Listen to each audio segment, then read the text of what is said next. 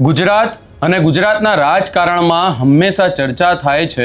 જ્યારે રાજકારણની ચર્ચા થાય ત્યારે પાટીદાર સમાજની ચર્ચાઓ થતી હોય છે.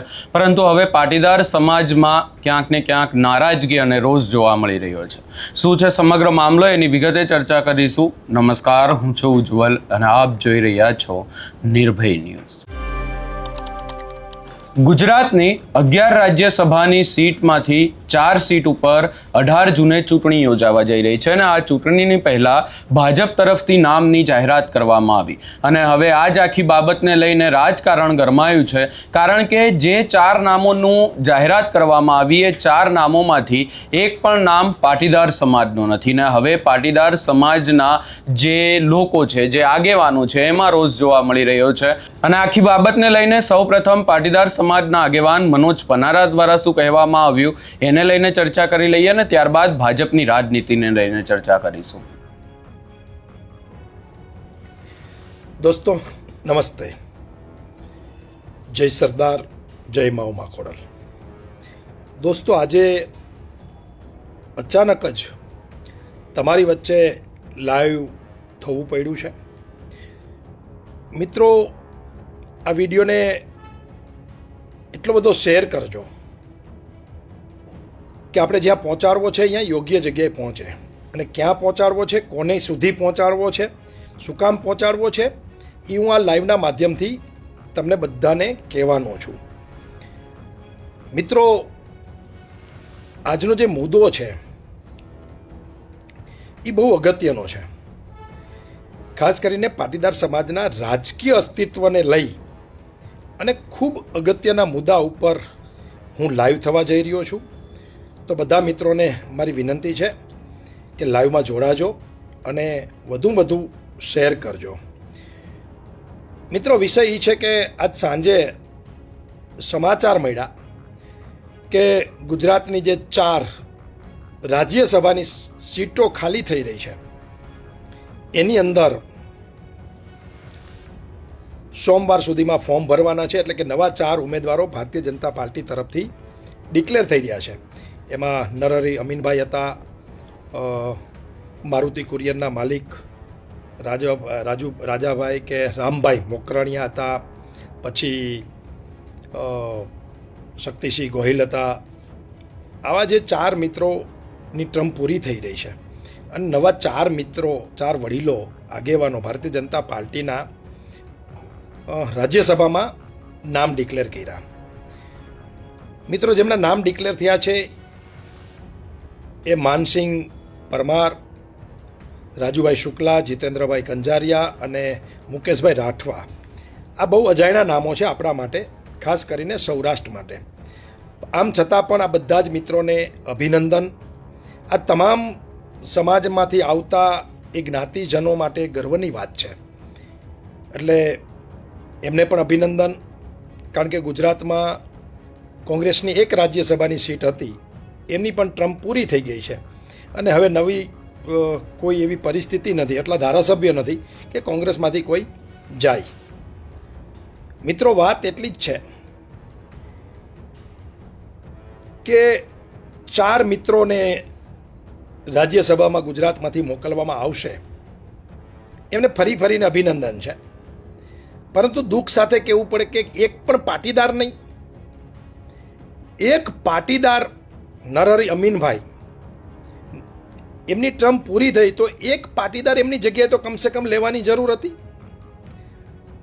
ભારતીય જનતા પાર્ટીને આવડા મોટા મા ઉમા ખોડલના સંતાનોમાંથી, મા અન્નપૂર્ણાના સંતાનોમાંથી એક પણ પાટીદાર એવો નથી ગુજરાતમાં દેખાતો કે નરહરી અમીનભાઈની જગ્યાએ એમને મોકલી શકાય. કે પછી ભારતીય જનતા પાર્ટી અત્યારે જેના હાથમાં છે એવા જગદીશ વિશ્વકર્મા, આમ તો એ પ્રમુખ બન્યા પછી લોકો ભાજપના જ ખાસ એને જગદીશ વિશ્વકર્મા કહે છે, પરંતુ આમ તો એ જગદીશ પંચાલ, જેમને પ્રભાત દુધાતે પહેલી વખતે જ્યારે ધારાસભ્ય બન્યા 17માં આંદોલન પછી અને અમરીશ ડેર ને બધા મિત્રોએ બાકા ઝીકી બોલાવી હતી વિધાનસભામાં, માઇક ઠોક્યું હતું, એ જ જગદીશ પંચાલ આજે ભારતીય જનતા પાર્ટીના પ્રમુખ છે ગુજરાતના. એટલે એ કદાચ માઇકનો ખાર રાખી અને પાટીદારોને પ્રમુખ નહીં રાજ્યસભામાં નહીં મોકલા હોય એવું મને સ્પષ્ટપણે લાગી રહ્યું છે. આમ પણ બહુ સારા ભાજપના મિત્રો મને કહેતા હોય છે કે જગદીશભાઈ છે એ પાટીદારોના વિરોધી છે, એ એવા તમામ તાકાતવાર સમાજના વિરોધી છે, એટલે એમની ગાજરની પીપુડી વાગ્યા રાખે, સમજાય છે ને પોલિટિકલી. પરંતુ જગદીશ પંચાલ ભારતીય જનતા પાર્ટીના અધ્યક્ષ ને ખબર નહીં હોય કે આ ભાજપને ગુજરાતની અંદર જન્મ આપનાર પાટીદારોનો બહુ મોટો સિંહ ફાળો છે. ત્યારે આજે તમે એ પાર્ટીના અધ્યક્ષ બનો છો ને પાટીદારોના પત્તા કાપો છો. સાથે સાથે મારે કહેવું છે, કદાચ ભાજપના મિત્રોને નહીં ગમે તો નહીં ગમે, કારણ કે સમાજ ફર્સ્ટ પછી પાર્ટી, કારણ કે સમાજ હજારો વર્ષ પહેલાં હતો, આજે પણ છે ને હજારો વર્ષ પછી પણ આ પાટીદાર સમાજ રહેવાનો છે. કદાચ ભાજપનો જન્મ આંગળીના વેઢે ગણી શકાય એટલા વર્ષથી થયો હશે, પહેલાં જનસંઘ અને પછી ભારતીય જનતા પાર્ટી. એટલે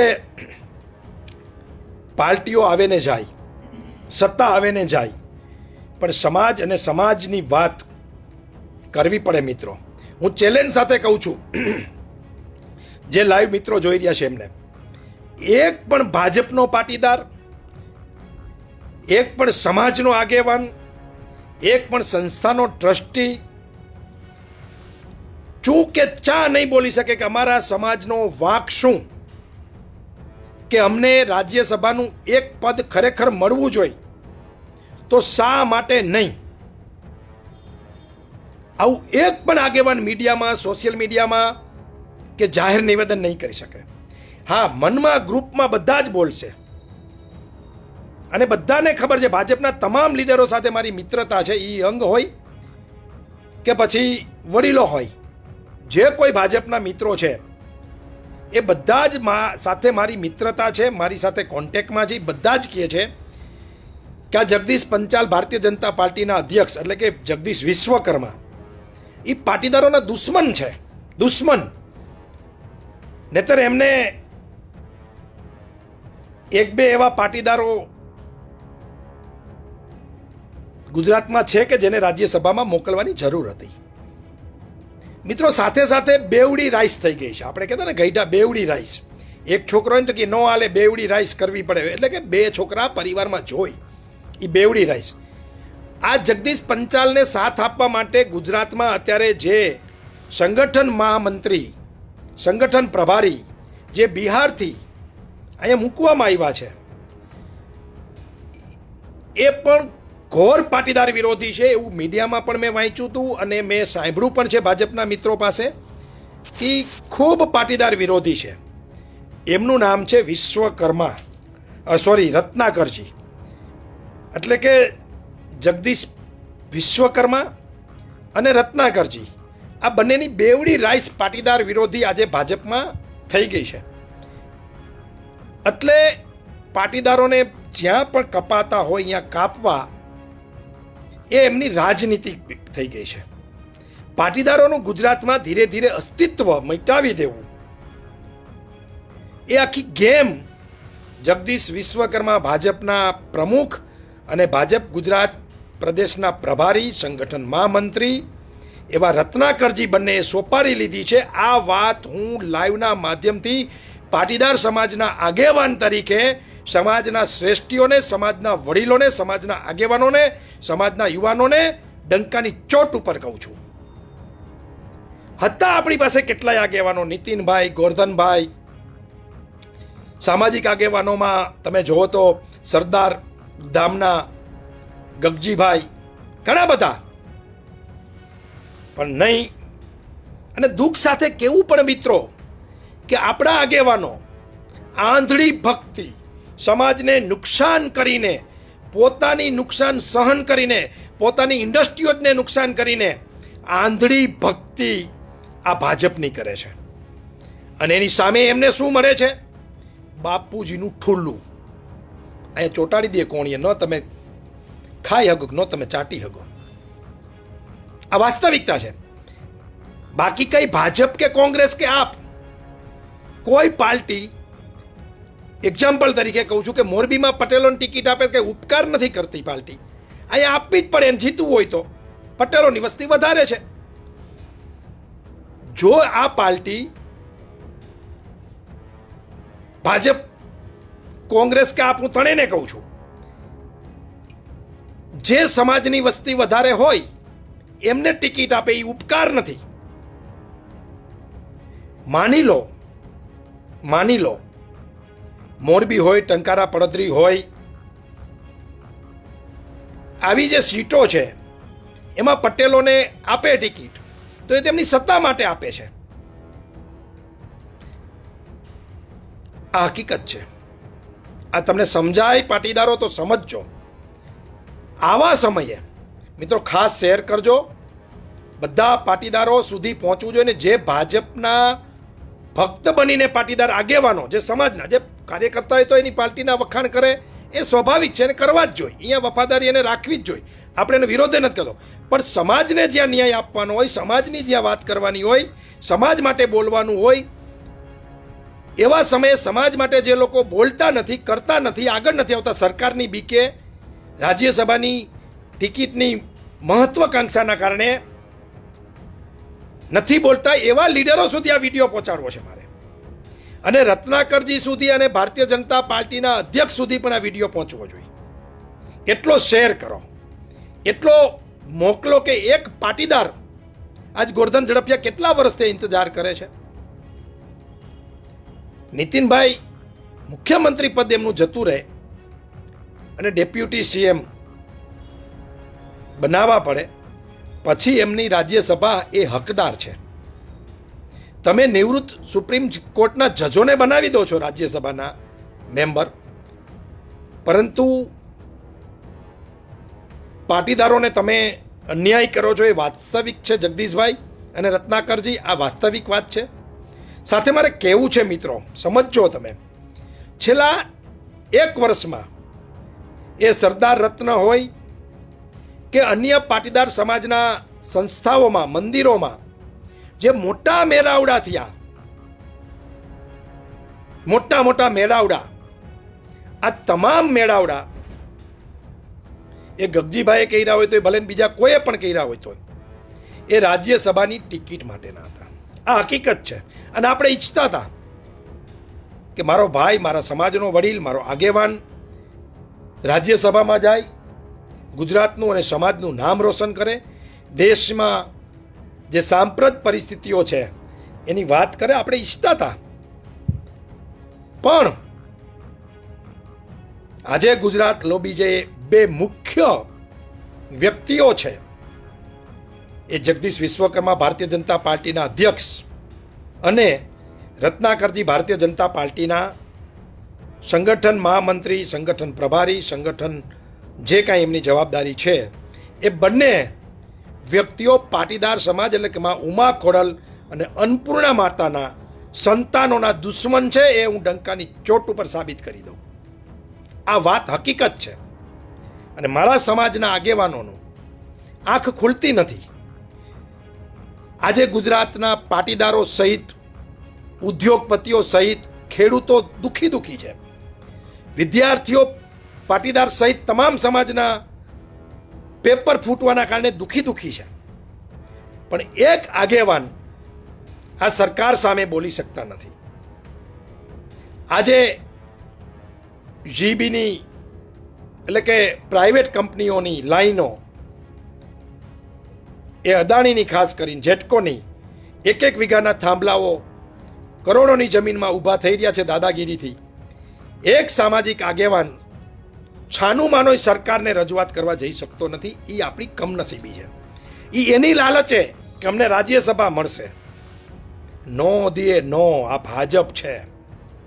તમારે જેટલી ચાપલુસી કરવી એટલી કરી લો, તમારે જેટલી એમની પૂજા ટોકરી વગાડવી એટલી વગાડી લો.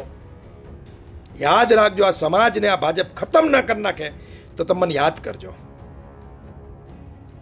આજ 2015ના આંદોલનથી લઈને આજ સુધી યુવાનો સમજી ગયા છે, ગામડાના લોકો સમજી ગયા છે, પરંતુ શહેરમાં રહેતા નાના મોટા ધંધા સાથે સંકળાયેલા આગેવાનો, ઉદ્યોગપતિઓ, વડીલો હજી પણ આ ભાજપને સમજતા નથી. આ ભાજપ કોઈની નથી. કેશુ બાપાની ન થાય એ ભાજપ આપણી કોઈ આગેવાનની થાય ખરી? અને ભાજપ પાસે તમારે કાંઈ પણ જોતું હોય ને તો એ ક્યારેય તમને પ્રેમથી નહીં મળે. તમારે પડાવી લેવું પડે, તમારે તાકાત બતાવવી પડે. પરંતુ પાટીદારોના મગજની અંદર એટલો ડર, એટલી બીક ઘુસાડી દીધી છે આ આગેવાનોને કે આગેવાનો સતત સરકારની સામે ડરી ડરીને રહીએ છે, ડરી ડરીને જીવે છે. ને આજે 4 ઉમેદવારો જ્યારે રાજ્યસભાના ડિક્લેર થાય છે ત્યારે એક આગેવાનનું તો નિવેદન આવવું જોઈએ ને, એક આગેવાનનું કે અમારા સમાજ સાથે ક્યાંક અન્યાય થયો છે, ભાજપને હજી સોમવાર સુધીનો સમય છે, પુનઃ વિચાર આ નામમાં કરવો જોઈએ. અથવા તો આ નામમાં તમે ન કરી શકતા હોય તો કેટલાય બહારી રાજ્યસભાના મેમ્બર જયશંકર જેવા, જેપી નડ્ડા જેવા અહીંથી થઈને ગયા છે, તો એક મજબૂત પાટીદાર સમાજનો શ્રેષ્ઠી અથવા તો ભારતીય જનતા પાર્ટીનો નીતિનભાઈ જેવો આગેવાન, એક નામ તમારે બીજા રાજ્યમાંથી પણ અહીંયા મૂકવું જોઈએ. હા મિત્રો, હું તમને ચોક્કસ કહું, જો આ 4 સીટ ખાલી થઈ એમાં 3ના કમ્પ્લેટ ભાજપ પાસે મત હોત, ધારાસભ્ય હોત, અને એક ઉમેદવારના મત 10-2-3 ઘટતા હોત ભાજપ પાસે, અને કોંગ્રેસ લડતી હોત સામે 3 સામે 1, સમજો બરાબર, આ રાજકીય માણસો સમજી જશે. જો કોંગ્રેસનો 1 ઉમેદવાર, ભાજપના 3 ઉમેદવાર, આમ 4-4 શાંતિથી જીતી શકે હોત, તો આ ભાજપ ચોથા ઉમેદવાર માટે ચૂંટણી કરાવે, કોંગ્રેસના ઉમેદવારને હરવેત, અને એ ચોથો ઉમેદવાર કોણ હોત ખબર છે? તો એ ચોથો ઉમેદવાર ચોક્કસ ભાજપ હોત. આ સમજો તમે. માત્ર ને માત્ર પાટીદારોનો ઉપયોગ, જો આ ચોથો ઉમેદવાર કોઈ હોત તો એ ભાજપનો પટેલ હોત, પાટીદાર હોત. હજી ફરીથી સમજાવું છું, રિપીટ, સોરી, કંઈ મારી બોલવામાં ભૂલ થઈ તો. જો આ ચૂંટણીમાં કોંગ્રેસ પાસે 35-40 ધારાસભ્યો હોત અને આ 4 સીટો ખાલી થઈ હોત, તો આ ભાજપ 3 ઉમેદવારો એમને મનગમતા મૂકી દે, ચોથો ઉમેદવાર અને કોંગ્રેસનો 1 ઉમેદવાર સામસામા લડાવેત, અને એ ચોથો ઉમેદવાર ચૂંટણી લડવા માટે ભાજપ કોંગ્રેસના ધારાસભ્યોને ખરીદવા માટે એ ચોથા ઉમેદવારનો ઉપયોગ કરે. ગઈ વખતે નરસિંહભાઈનો ઉપયોગ કર્યો હતો. એ જ રીતે આ વખતે પણ જો ચૂંટણી કરવી પડે, પૈસા વાપરવા પડે, કોંગ્રેસના ધારાસભ્યોને ખરીદવા પડે, તો ભાજપ આ પાટીદારને અહીંયાથી ઉમેદવાર બનાવે. પરંતુ આ વખતે બિનહરીફ થઈ શકે એમ છે, એટલે પટેલો નહીં. આ તમે સમજો બરાબર. પટેલો તમે સમજો, તમારો ઉપયોગ હાંઢિયા તરીકે થાય છે. એક જમાનામાં યુદ્ધો થતા ને, તો રાજ દરબાર હોય ને, એનો દરવાજો બહુ મજબૂત હોય, ગઢનો દરવાજો બહુ મજબૂત હોય, અને એમાં આગળ ખીલાવો હોય. આપણી દેશી ભાગરોમાં પણ હતા, ગામડામાં મેં જોયેલા છે. એટલે ગઢનો દરવાજો તોડવા માટે આગળ હાંઢિયાઓને રાખતા, ધોળાવીને ભટકાડે માથું એનું. એટલે શું થાય? ખીલો લાગે એટલે મરી જાય હાંઢિયો, અને દરવાજો તૂટી જાય. એમ પાટીદારો તમારો ઉપયોગ હાંઢિયા તરીકે થાય છે. ભાજપને જો કઠણ હોતા 4 સીટોમાંથી 1 સીટ જીતવી, 2-3 મત કોંગ્રેસના ધારાસભ્યના જોતા હોત, તો તમે ચોક્કસ ગગજીભાઈ ઉમેદવાર હોત. પણ 4 બિનહરીફ આરામથી જીતી જાય એમ છે, તો અહીંયા પટેલો નહીં. આ વાત સમજજો બરાબર. મિત્રો, રાજકીય તમારો એકડો ધીરે ધીરે નીકળી રહ્યો છે, તમે ખતમ થઈ રહ્યા છો. એનું જીવતું જાગતું આ ઉદાહરણ આ રાજ્યસભા છે, સહકારી ક્ષેત્રો છે. એમાં પરાણે મેન્ડેટ પદ્ધતિ અમિતભાઈ નાખી દીધી. એક નવું જ ખાતું સહકાર ખાતું ઊભું કર્યું અને એના દેશના મંત્રી એ અમિત શાહ બન્યા. અને અમિત શાહ જ્યાં મંત્રી બને ત્યાં પછી તમને ખબર છે કે શું થાય ને શું ન થાય. આજે આરડીસી બેંક જયેશભાઈ અને એમની ટીમ શું ફેસ કરી રહી છે તો એ જ જાણે. પણ દુઃખ સાથે કહેવું પડે કે પાટીદારો તમને અન્યાય થાય છે તો તમે બોલી નથી શકતા. તમારો ઉપયોગ થાય છે, તમારા પૈસાનો ઉપયોગ થાય છે, તમારા મતનો ઉપયોગ થાય છે, આમ છતાં તમે ચા નથી કરી શકતા. તમારે પુનઃ વિચાર કરવાનો આખા સમાજે સમય આવી ગયો છે. અને મિત્રો, ભાજપ આ પાટીદારોને વજન આપે શું કામ? આ ભારતીય જનતા પાર્ટી ગુજરાત આ પાટીદારોને વજન, રાજ્યસભા અથવા તો પૂર્ણ નેતૃત્વ આપે શું કામ? એ મને સમજાવશો કોઈ? શું કામ ને આપે? આપણે આંધળા ભીત થઈને નથી જોતલી એટલી સીટો આપીએ છીએ, નથી જોતા એટલા મત આપીએ છીએ, નથી જોતા એટલા એને રૂપિયા આપીએ છીએ, તો આ ભાજપ તમારી કદર શું કામ કરે ભાઈ? આ ભાજપ શું કામ કરે? તમને ખબર છે કે 2015માં આંદોલન પછી આ જ ભાજપ તમારા પગ ધોતી હતી. આ ભાજપ તમને આવકારતી હતી. આ ભાજપ ડિઝાઇન બનાવતી હતી કે પટેલો માટે આપણે શું કરવું પડે, પટેલોના મત વયા ન જાય એના માટે શું કરવું પડે. આ ભાજપ વિચારતી હતી યાર. મને ખબર છે આગેવાનો જાતા મને કીધું છે વડીલોએ કે તમારા આંદોલનના કારણે અમારા અનેક કામ થઈ ગયા. કેટલાય પાટીદાર આગેવાનોએ પોતાની ફાઇલો પાસ કરાવી લીધી આપણા નામે, આંદોલનના નામે, આંદોલનના યુવાનોના નામે. અને કેટલાય લીડરોના રાજકીય અસ્તિત્વ ટકી રહ્યા હતા એ આંદોલનના કારણે. નહીં તો કેટલાયને કિનારે કરી નાખ્યા હતા. મારે નામ નથી લેવા જાહેરમાં, પણ જે રાજકીય સમજદાર લોકો છે એને કોમેન્ટ કરવા વિનંતી કરું છું કે આંદોલન પહેલા કેટલાય લીડરો પાટીદારોને આ ભારતીય જનતા પાર્ટી આજની જેમ કિનારે કરી દીધા હતા. પરંતુ આંદોલનના કારણે કેટલાય પાટીદાર આગેવાનોનું, લીડરોનું અસ્તિત્વ ફરીથી પુનઃજીવિત થયું. એવી જ રીતે અત્યારે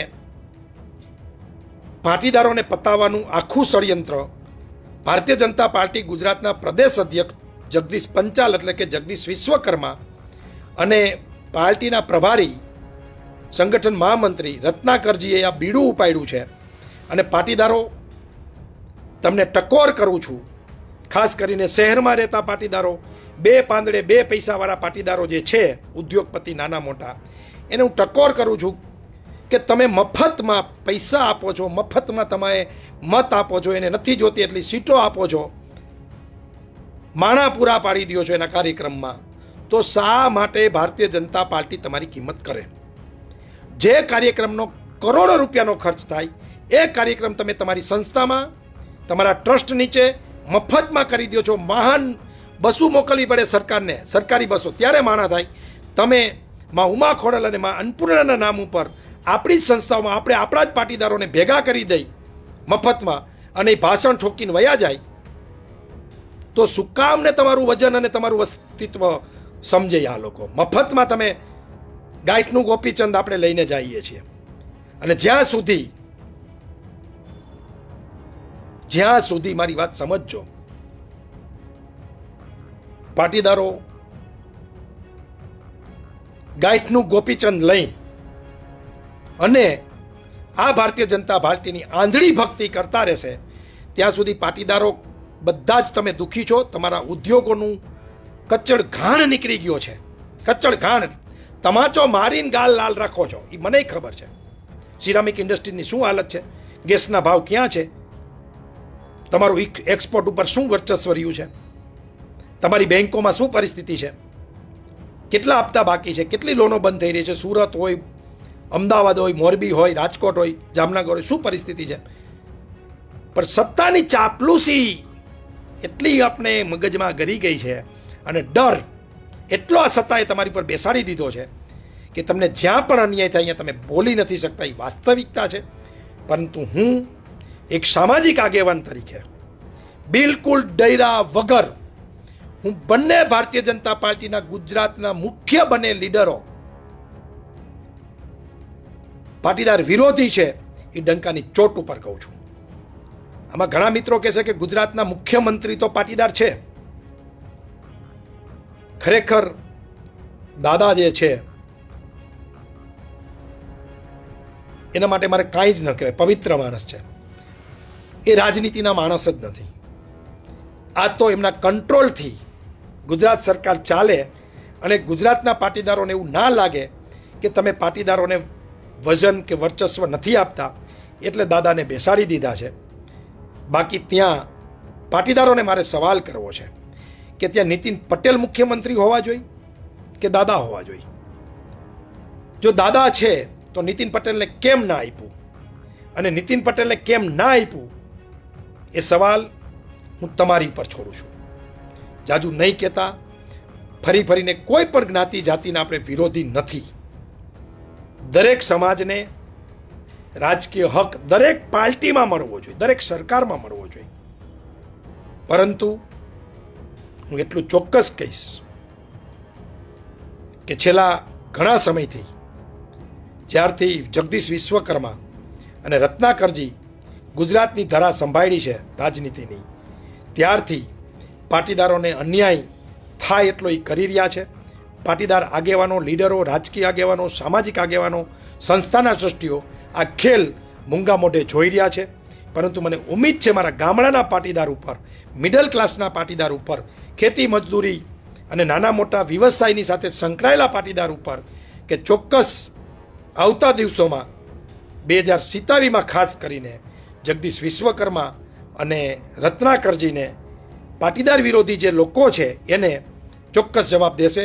ફરીને ચારેય મિત્રો રાજ્યસભા જઈ રહ્યા છે એને મારા ખૂબ અભિનંદન છે. સાથે એક વાતનું દુઃખ છે કે એમાં પાટીદાર નથી, એ ચોક્કસ મને દુઃખ લાગશે. પરંતુ એક પાટીદાર આગેવાન તરીકે મારે સમાજ માટે બોલવું એ મારી ફરજ સમજી અને હું લાઈવ થયો છું. કોઈને નહીં ગમ્યું હોય તો નહીં ગમે, પરંતુ સાચું બોલવું, મર્દાનગીથી બોલવું અને તાકાતથી બોલવું એ મારો ફરજ અને ધર્મ છે. એટલે એમાં મને કોઈ રોકી નહીં શકે. અસ્તુ. જય હિન્દ, જય ભારત. ભારત માતા કી જય. વંદે માતરમ. તમે અહીંયા મનોજ પનારાને પણ સાંભળ્યા અને વાત સીધી છે. ગુજરાતની જે 11 રાજ્યસભાની સીટમાંથી 4 સીટની 18 જૂને ચૂંટણી યોજાવા જઈ રહી છે. આ ચૂંટણી માટે ભાજપે 4 ઉમેદવારોના જે નામની જાહેરાત કરી છે એ નામ એ ક્યાંક ને ક્યાંક જૂની ભાજપની જે પેટર્ન છે, પેટર્નની જેમ બધાને ચોંકાવી નાખ્યા છે. ખાસ કરીને નામોની ચર્ચા કરવામાં આવે તો રાજુ શુક્લ, માનસિંહ પરમાર, જીતેન્દ્ર કણજારિયા અને મુકેશ રાઠવાની સરેરાશ ઉંમર માત્ર 46 વર્ષ છે. અને એમાંથી એક વાત એ સામે આવી રહી છે કે 3 ઉમેદવારનો સીધો જ કનેક્શન RSS સાથે છે. અને વાત કરવામાં આવે ખાસ કરી અને અહીંયા આ આખી બાબતને લઈને ચર્ચાઓ એટલા માટે થઈ રહી છે કે જ્યારે જે કાસ્ટ કેટેગરીની વાત કરવામાં આવે તો OBC, એક આદિવાસી અને એક ઉમેદવાર જનરલ કેટેગરીમાંથી આવે છે. અને ભાજપે OBC પર વધુ ફોકસ કર્યું હોય એવું સ્પષ્ટપણે દેખાઈ રહ્યું છે. કારણ કે હાલના રાજ્યસભા સાંસદ મયંક નાયક અને બાબુ દેસાઈ પણ OBC છે. આમ 11માંથી કુલ 4 OBC સભ્યપદ હશે. અને ખાસ કરી અને અહીંયા સૌથી વધારે ચર્ચા અને આશ્ચર્યજનક વાત એ રહી કે તાજેતરમાં જ PM મોદીએ વડોદરામાં સરદાર રત્ન એવોર્ડ સન્માનિત કરનાર પાટીદારોનું પત્તું આ વખતે કાપી નાખવામાં આવ્યું છે. આ વખતે રિટાયર્ડ થયેલા 4 સભ્યમાંથી નરહરી અમીન પાટીદાર ચહેરા હતા અને આ વખતે એકેય પાટીદાર નથી. આ જ આખી બાબતને લઈને હવે ચર્ચાઓ અનેક થઈ રહી છે. ખાસ કરી અને પાટીદાર ચહેરાને મોકો ન આપતા આ વખતે OBC ઉપર વધારે ફોકસ કરવામાં આવ્યું છે. હવે જોવાનું રહેશે કે આગામી સમયમાં આ સમગ્ર બાબતને લઈને શું રિઝલ્ટ આવે છે. આ સમગ્ર બાબતે તમારો શું અભિપ્રાય છે એ અમને કમેન્ટ કરી જરૂર જણાવશો ને અમારી ચેનલ નિર્ભય ન્યૂઝને લાઇક, શેર, સબસ્ક્રાઈબ કરવાનું ભૂલશો નહીં.